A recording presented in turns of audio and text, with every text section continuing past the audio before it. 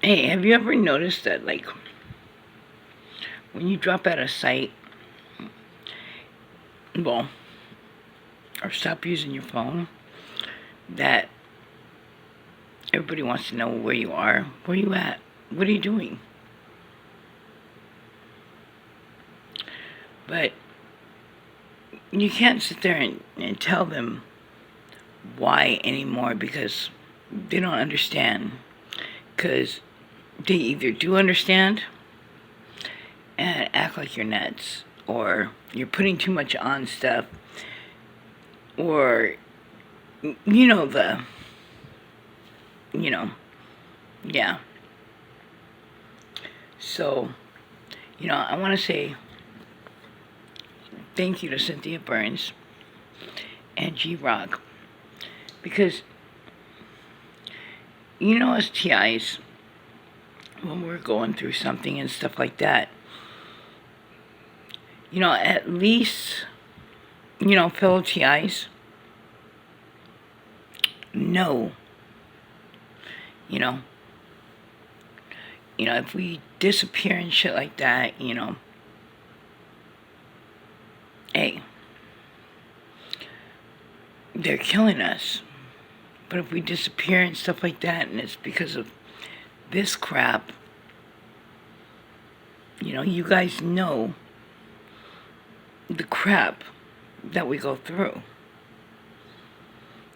Whether we be in different programs or have different kinds of harassment. You get me? But, I want to say thank you. Cynthia Burns noticed I wasn't on here, and she made a video. And G Rock, Cynthia Burns is sweet, and I love G Rock. But, with this phone stuff, and then, they want us to seclude ourselves. But sometimes that's just what I do because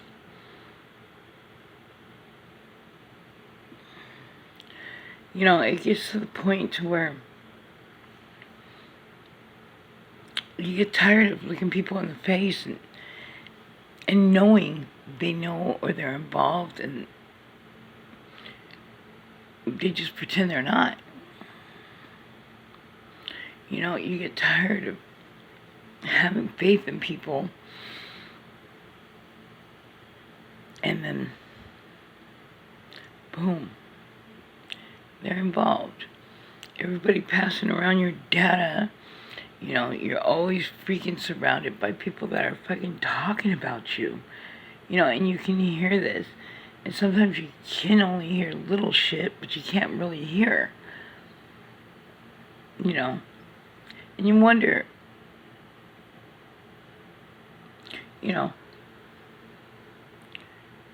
why these people aren't spending time with their grandchildren or their children or their husband or girlfriend. And they're sitting there talking about me. What a waste of time. I've made my life as boring as possible.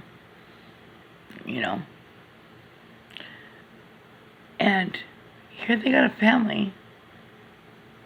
And they're wasting their time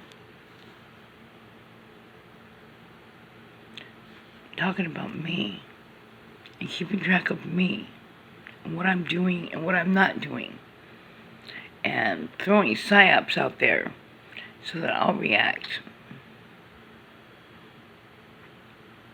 It's a waste of time.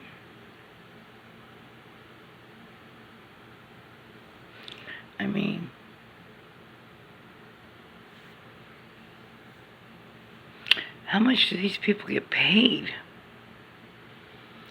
that I'm that important to them?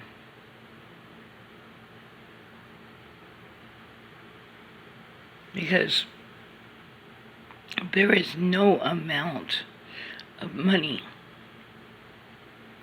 that could make me rape somebody's fucking life and rape their civil rights.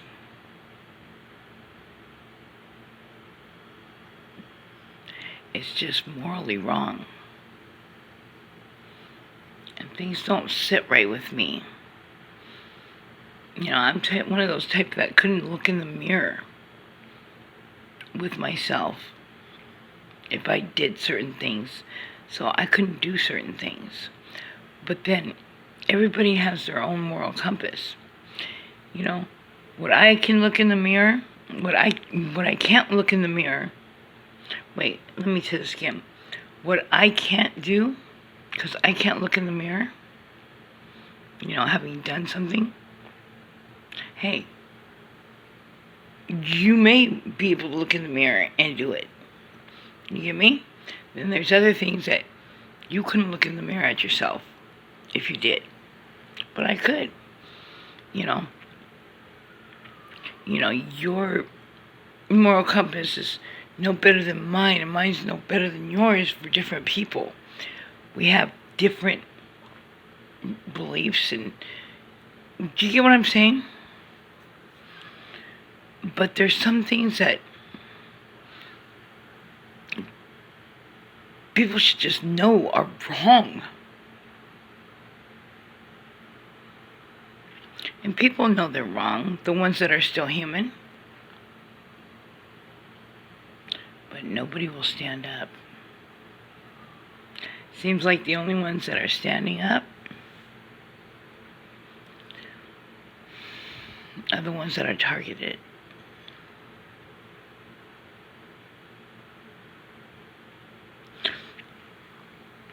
And we stand up for others too. You know, and we're ready to stand up until we fall down and die. I guess that makes us different. And I guess that's the reason that we are targeted, because we are different. And we can't be recruited.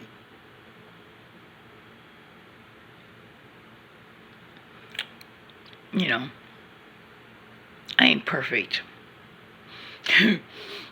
I've done things. But like I said, God forgives. People don't. People hold grudges. You know, and hey, like I said, you know, I got a past. Yeah, I got a past. Surprised? And I used to hold grudges too. I used to hold grudges. You know, I told you this accident changed me.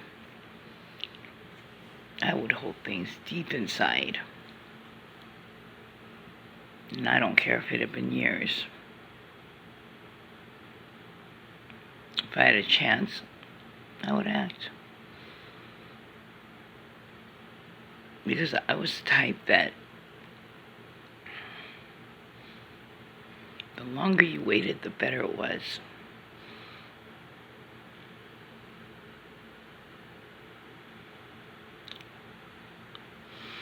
And the only thing that was going to get you in trouble was your own mouth. My dad taught me that, you know, glory gets you busted. And I'm a child of the 80s, so, you know, I held a lot of grudges, a lot of anger, a lot of hate deep down inside. And, you know, I try to forgive some stuff, but I try to forgive for me, so that I didn't carry it around. Because, you know, I heard that if you forgive and you let go, you know, that you feel so much better. But you can want to forgive, and you can say it with your mouth, and, you know, you mean it because you want to forgive. But it'll sit there inside you and fester because, hey, even though you wanted to let it go, it's not your time. You know, you're a willing participant.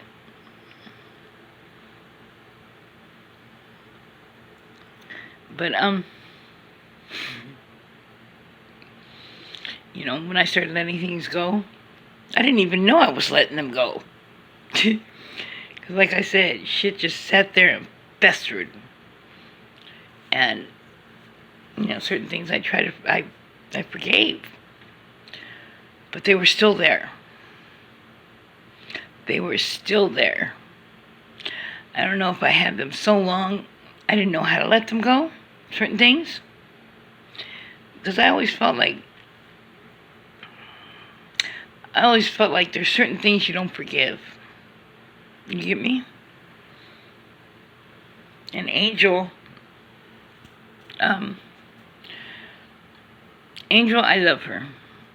You know, I didn't really associate with the girls, you know, from the girls' side. I was from the guy's side.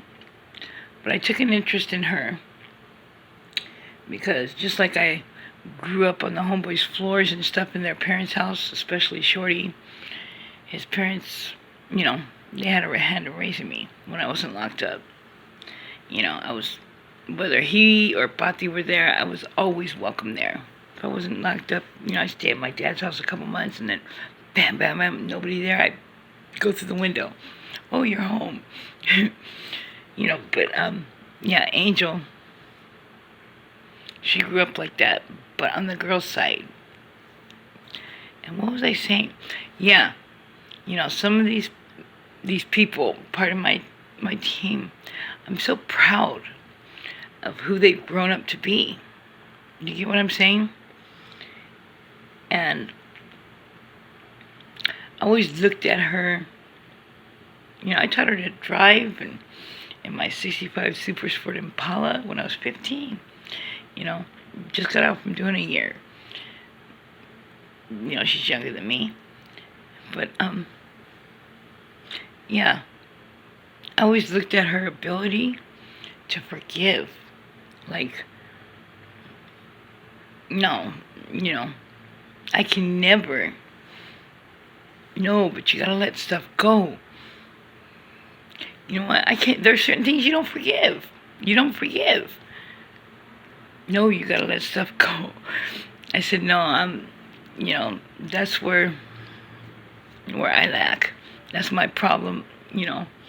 I hold grudges and I hold them deep inside. And I don't care how many years have gone there, you know. And I'll do it with a smile. But, yeah. Somewhere along the line, after my accident, you know, like I said, I started changing. And I didn't even realize I let certain things go. Until, you know, I'd see something or smell a certain smell and it wouldn't make me angry inside. Or hear a certain song and I would feel different. You know, things that I played that would make me, you know, yeah. You know, I can listen to those songs now and I can not feel that anger and that hate, but I can connect to the anger and the hate I felt when I used to listen to the song and how I felt. I don't know if I'm, you know, and I feel different. Do you get what I'm saying? I remember listening to certain songs and just feeling that hate, but I felt them already. You know, the song just like, do you know what I'm saying, kind of? Okay, let me see something. Okay, I have a tattoo. You know, I don't listen to like heavy metal and all that crap, you know, but my music has advanced. I listen to everything now. I hated country. I was with a girl that loved country. You know, I love country now. You know, you know, heavy metal, suicidal tendencies, manic Hispanic. You know, Ow, bitch. Sorry, I just got shocked. But, yeah. You know, when Korn first got out, you know, I hadn't told anybody, you know, about my father and stuff. Somebody put it in my ears. You know, I used to think heavy metal was devil music. You know, I was 12 years old. You know, I have to show you a picture. Didn't look like the girls, you know, I mean, you know, Dickies, Ben Davis, fucking, you know, but, yeah, I got pictures, and, you know, I went to the neighbor's house. They were, like, stoners, and what do you call it, heavy metalers or whatever and stuff, and they were older. Okay, I didn't understand, like, hard rock and heavy metal. If I didn't understand it, you know, that's what it sounded like to me. You know, hey, I listen to rap and oldies, you know, funk. Very limited, you know, because, hey, assumptions. You know, I can't understand it. It's hard. They're talking in devil language. You know, that was my, if I couldn't understand it, you know, hey, you know, like I said, I've always loved God and had a healthy fear of Him. I mean, I used to wear a scapula. Hey, and I thought, whatever I'm doing or whatever I've done, as long as I got a scapula under my clothes, I'm going to heaven. Because that's what I was taught in Catholic school. Yeah, right. But, yeah, I'd hear this music and shit, and, you know, we'd be smoking weed over there. I mean, they were, like, in their 30s and stuff. Man, they put on some music. You know, I was so high, and I guess I was sitting on my feet. I was sitting on my legs, you know, because, yeah, my creases. Yeah, back then we creased, starch to the bone. But I was sitting on my legs for some reason, and I couldn't freaking. They put on this music, and I couldn't understand it. And to me, it was devil music, and my heart started beating, and I felt my face get hot, and I'm thinking, oh God, I'm gonna die here, listening to this devil music. Man, and I couldn't get up, I was so high. And, you know, because me, anytime I heard that music, it was devil music. They're speaking devil stuff. I didn't understand it. I had to go, you know. So I just, boom. But I couldn't get up because I was so high and I was tripping. Well, back to this tattoo. Daddy is a, I didn't put it in the Korn letters because I didn't want nobody to know that I listened to that kind of music, and if I put it in the Korn letters, if they knew that song, then they'd know. You get me? And I really don't listen to that kind of music. But the more I started listening to it, I was surprised I even understood it. Somebody said, "Listen to this." I said, "No, I'm not going to understand that." He said, "Put the headphones on my ear." In fact, it was my son's mom's best friend, Simon. And I understood it. He goes, "What do you think about that?" I said, "You know what?" And it wasn't the song Daddy, it was another song. I said, I don't know if it's the singer or whoever wrote that song, I think they were molested. And he looked at me, he goes, How'd you know that song was about that? But I ended up getting Daddy Put on My Leg. You know, that's the title of a song by Korn. And my dad, you know, thought I got it to honor him. Egos.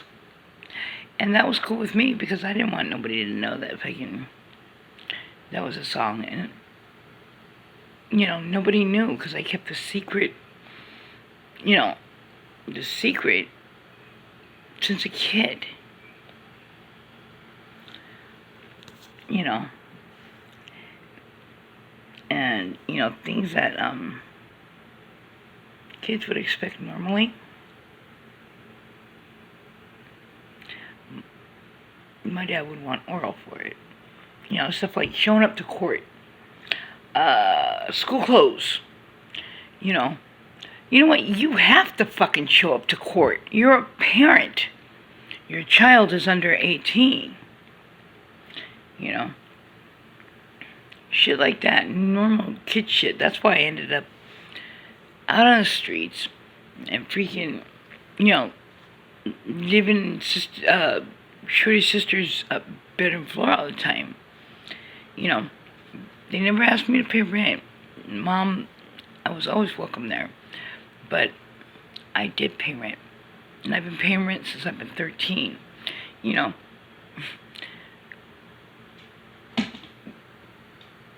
It's just if you can, you do. You know? Never asked me to pay rent. But $100 in the early 80s and the 80s, that's good money. $200 towards food, good money. But the thing is that I wasn't no tenant, and she didn't expect no money every month. I was one of the kids. And she treated me like one of the kids. You know. She's the only other person, you know, them, the parents, that I've ever let call me Weta. Besides my dad, Weta, Wadichi, whatever. You know. But, hey. I got hit with shoes and chocolates too. And I love this woman.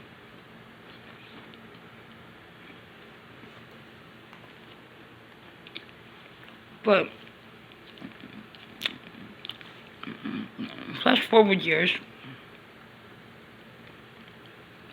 97, my dad's dying.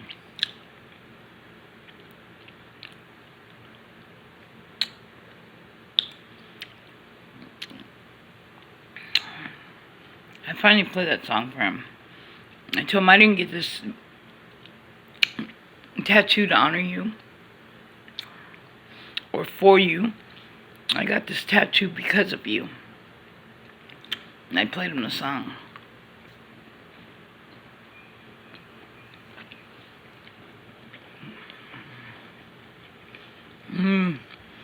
You know, he asked for forgiveness, begged for forgiveness on his deathbed. And like I said,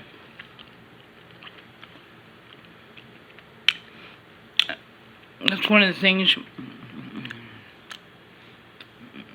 I try to forget. I used to play Korn and cut myself because I've been cutting off and on since I was 12. Not suicidal. Never suicidal. There's a big difference. Never have been suicidal. I like their music though. But yeah, it was still there. Because when you mess with a child, you're fucking up their whole life. They carry that around in them. And it's like killing them. You know, you're taking who they could have been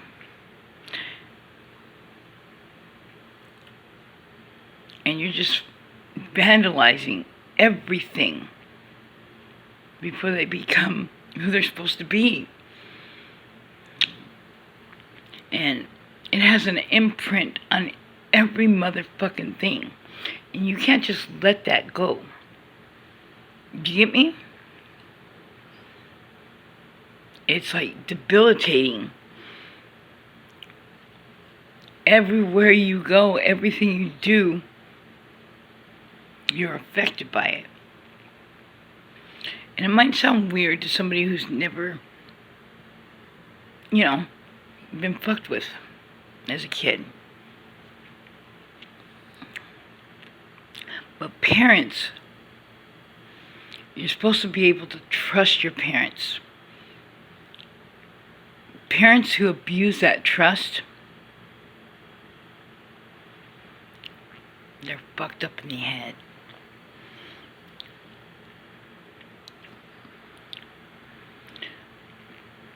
But, after my accident, I told you, I started changing. Not because I asked God to change me, but because He just did. I think He did it to, not only to prepare me for this and handle it the right way and endure,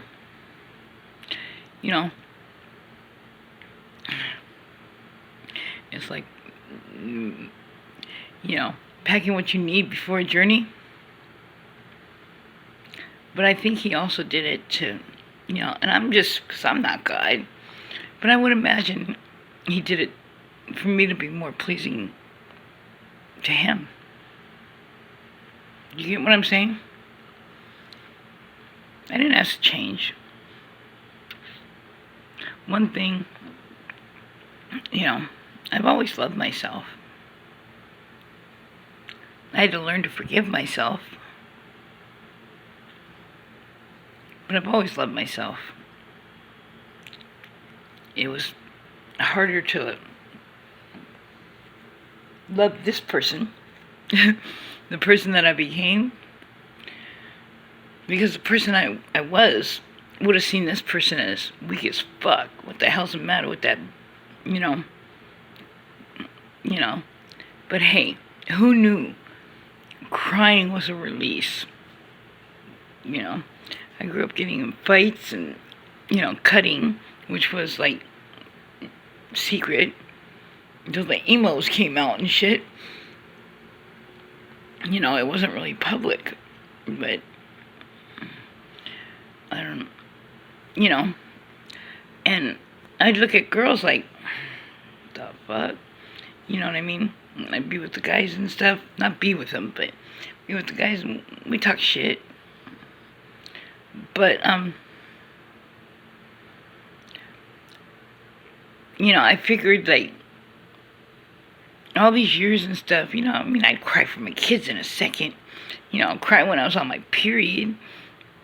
But, all these years and stuff being stuffed with all this shit. And mind you, I didn't smile when I was young.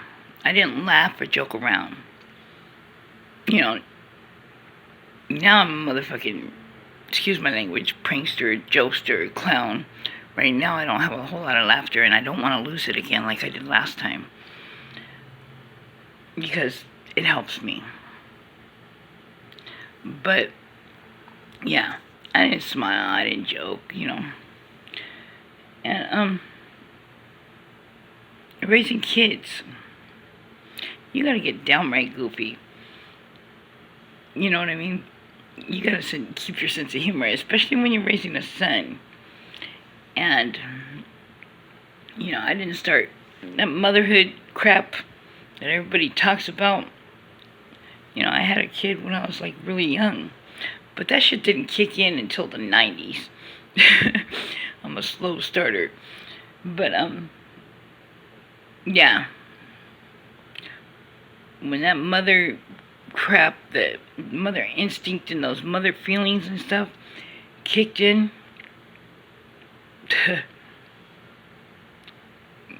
yeah. So, stuff that my son did when he was little, we called him Rascal.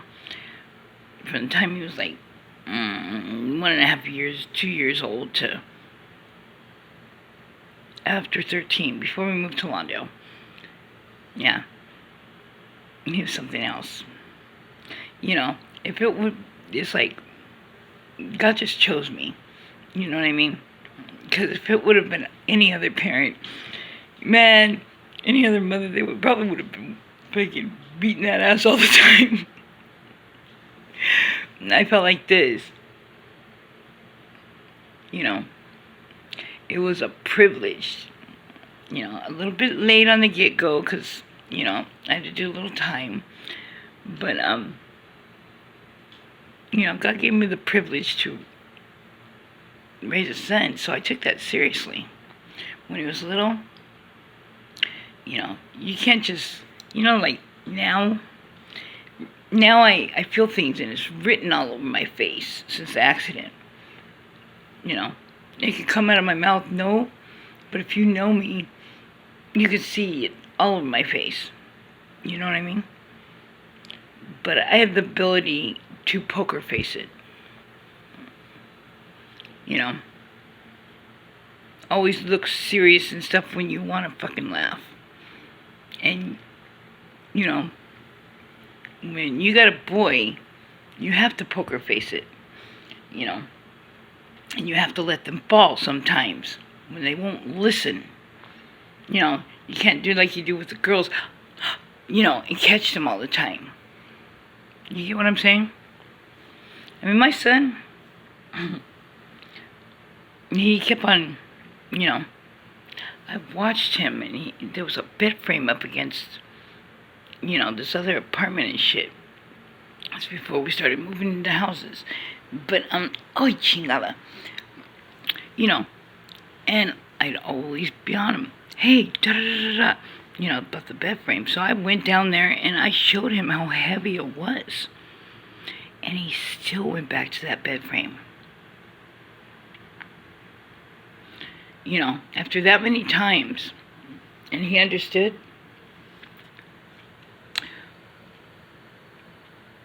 I had to let him. And I stood up on that balcony and I watched him go back. And I watched that bed frame hit him on the head. But it was something that I had to do. I don't know if you understand this, but I had to do it because he's a boy. And he understood. And I couldn't keep running down there and warning him because, what are you going to do? I don't want to raise no bitch. You know what I mean? And, no, he had to learn. And that's what it took. I had to let it fall. I had to watch it hit his head. Because he showed me that was the only way he was going to learn.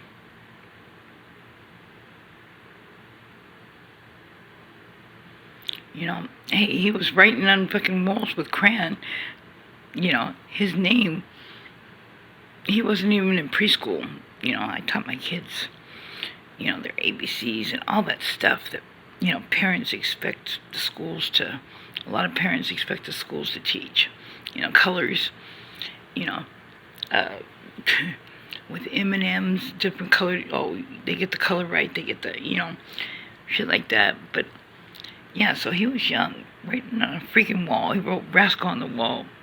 And, I'll be damned if he wasn't down there scrubbing it off, too.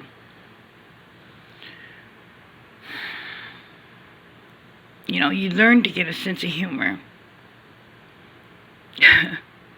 Or at least I did. Raising kids. I mean, hell. Before we moved out to a 2.5 bedroom house, that kid used to lock me outside the apartment. He used to lock me. The whole block would be at the window asking, and he'd be laughing. People take their turn at the window trying to get him to open the door. He knew what he was doing. He wouldn't open the door until Sally from the big-ass house next door. Rascal, I'll make you a homemade cake. I'll let you play in the basketball court. This little man, 2 years old, he would always walk around with this big, huge basketball. And he loved to be in her basketball court. He never would make it, you know. But this little Negro had a heart. He loved, you know, to throw that basketball, you know, in a regular size, you know, the hoops off the garage and stuff. So you learn to have a sense of humor. Now, I still have my sense of humor. Rascal doesn't, but I still have my sense of humor. And my love is just like, gotten bigger. Like I said, it was like God just stuffed, like my heart was just stuffed with all these freaking emotions and stuff, and all this stuff, and I took it throughout these years, you know, and I didn't cry. I didn't, like I said, I didn't even used to smile. But it's like I got overstuffed. And after my accident, you know, stuffed all my life with all this crap, it started, you know, overflowing and coming out in tears. You get what I'm saying? And, it was really strange to me, because I didn't understand this concept. I didn't know that crying was a relief. I didn't know. I couldn't understand it. But now I know. Because I cry. And I cry. And I cry. And sometimes I take in other people's feelings and I don't know where it's coming from. And I cry and they're not my feelings. Sometimes I find out whose they are. And sometimes I don't.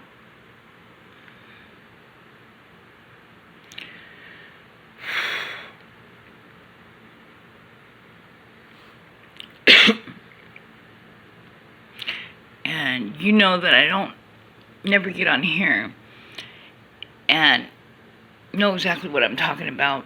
And you know, sometimes I talk in circles. Grape Street Sport Purple. Sometimes I talk in circles. And sometimes I don't remember what I'm talking about, and I just like, and sometimes I go back to it. But I don't edit.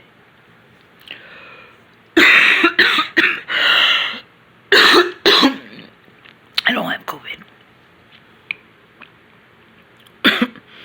I don't edit.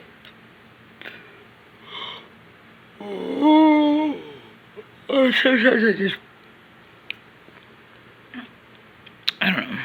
I just talk about whatever I want to get off my chest or whatever comes to mind. You get what I'm saying? Man, I can't believe it's so early. It's freaking like, well, I started this at 10 something. I don't give a fuck how I look. But look at these. Don't they look like devil horns right now?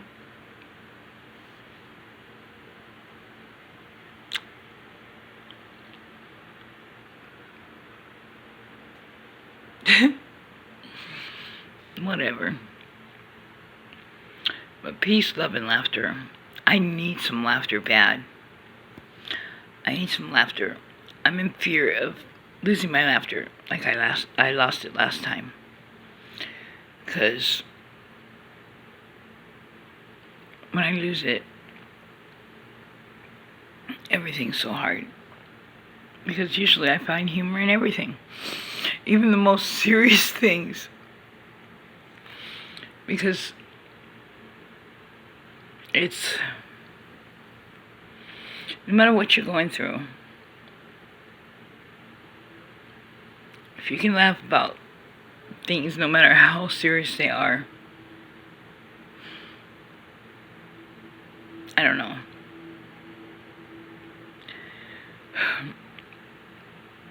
I find humor in things that I would never find humor before.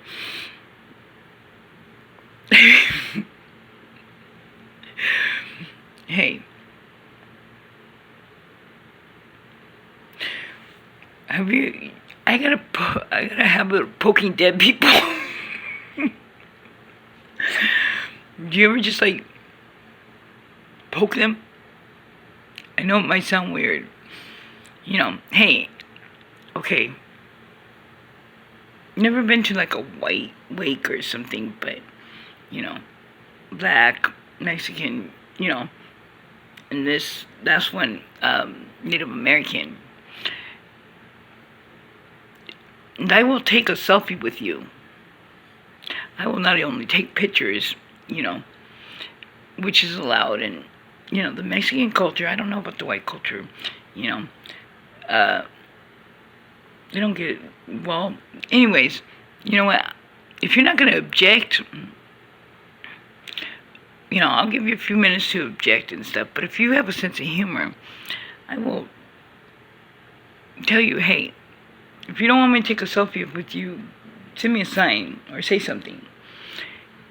If you don't want me to take a selfie with you, that's only a shell.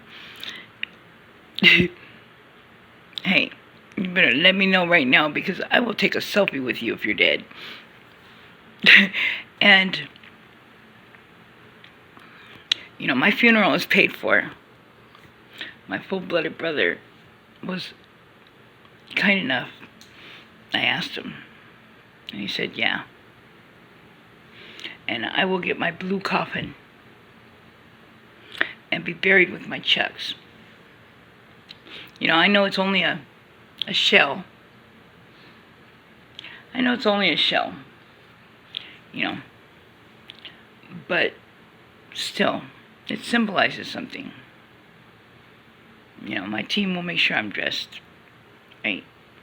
No fucking dresses. If I didn't dress in dresses, why would I fucking want somebody to put a dress on me?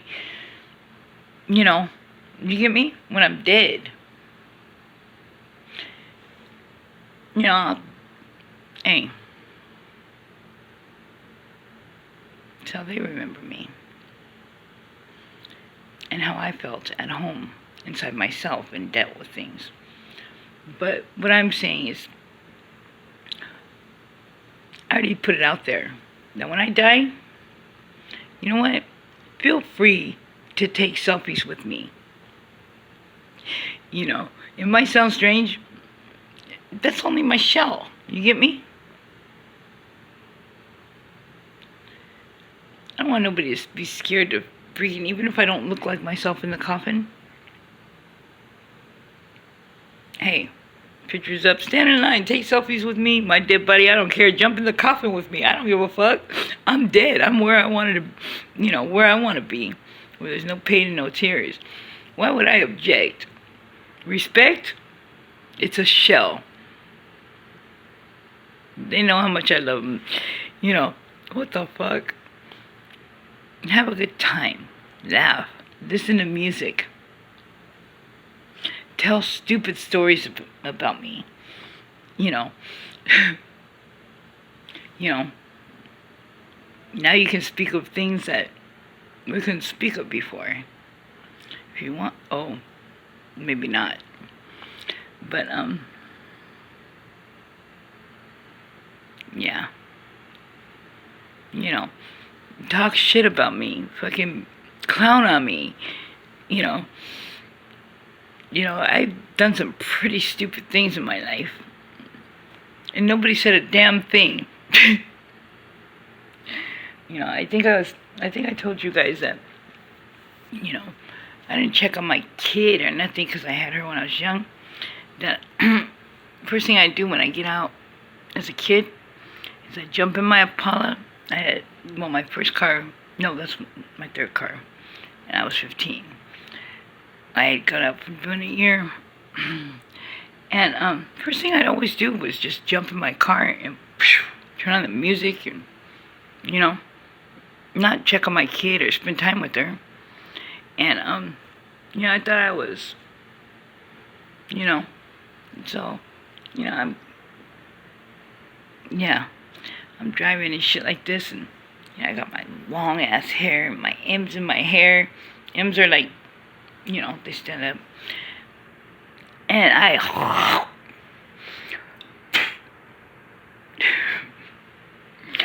and that motherfucker comes right back and fucking is hanging in my hair.